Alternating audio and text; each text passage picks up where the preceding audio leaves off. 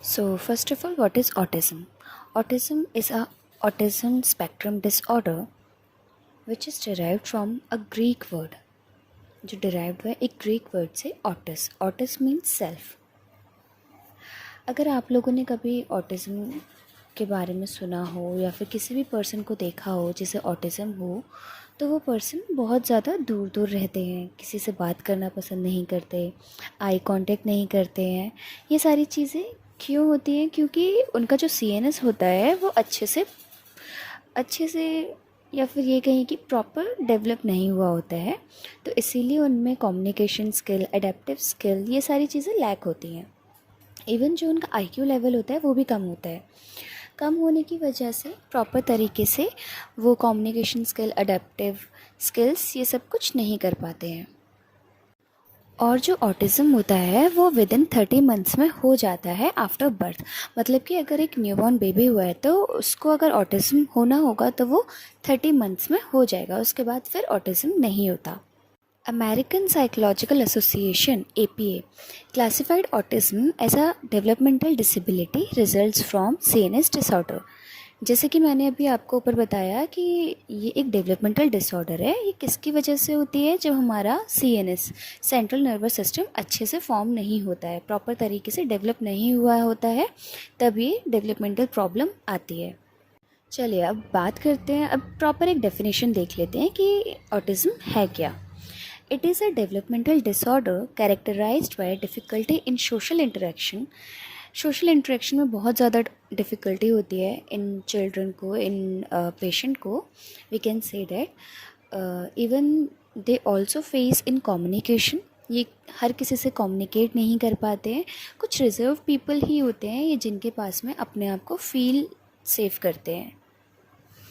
Feel करते हैं, तो इसीलिए कम्युनिकेशन गैप होता है बहुत ज़्यादा। कुछ रिपीटेटिव पैटर्न शो करते हैं, वही सेम बिहेवियर शो करेंगे, और कुछ रिपीटेटिव एक्टिविटीज़ करते हैं। ठीक है, delay in normal functioning. Also जो उनकी नॉर्मल फंक्शनिंग होती है वो भी डिले होता है। मैं एक बार रीड कर देती हूँ अच्छे से। It is a developmental disorder characterized by difficulty in social interaction, communication, stereotype pattern of behavior, interest and activity, delay in normal functioning।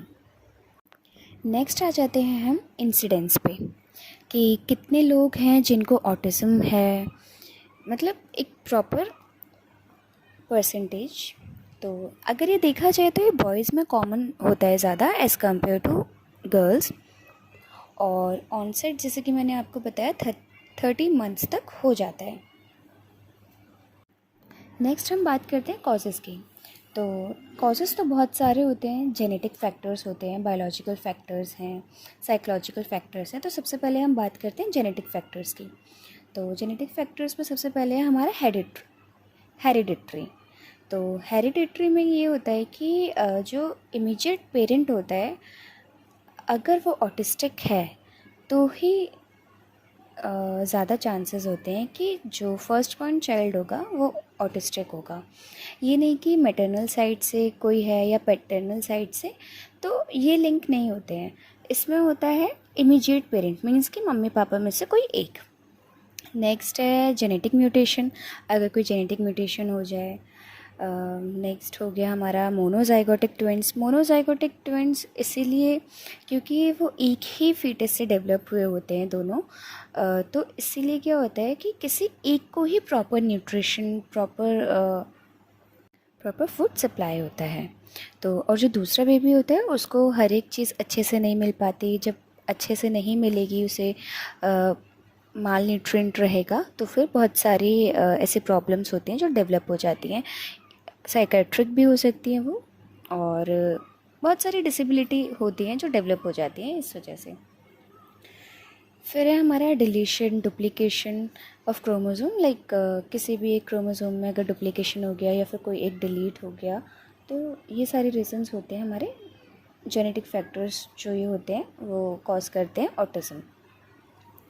Next हम बात करते हैं साइकोलॉजिकल फैक्टर्स की। साइकोलॉजिकल फैक्टर्स जो मेनली है वो हम मदर पे फोकस करते हैं, क्योंकि इसमें है हमारा ब्रोकन फैमिली या फिर फैमिली स्ट्रेस, पॉवर्टी।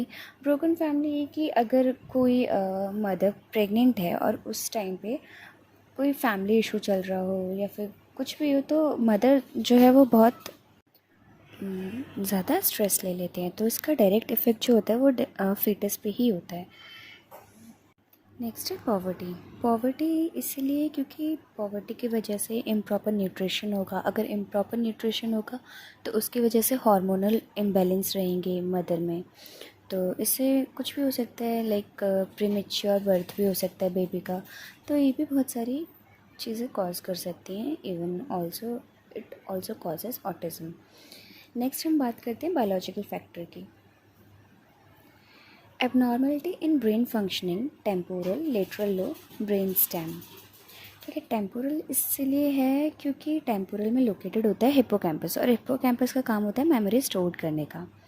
नेक्स्ट है हमारा एलिवेटेड प्लाज्मा सेरोटोनिन। सेरोटोनिन एक न्यूरोट्रांसमीटर है।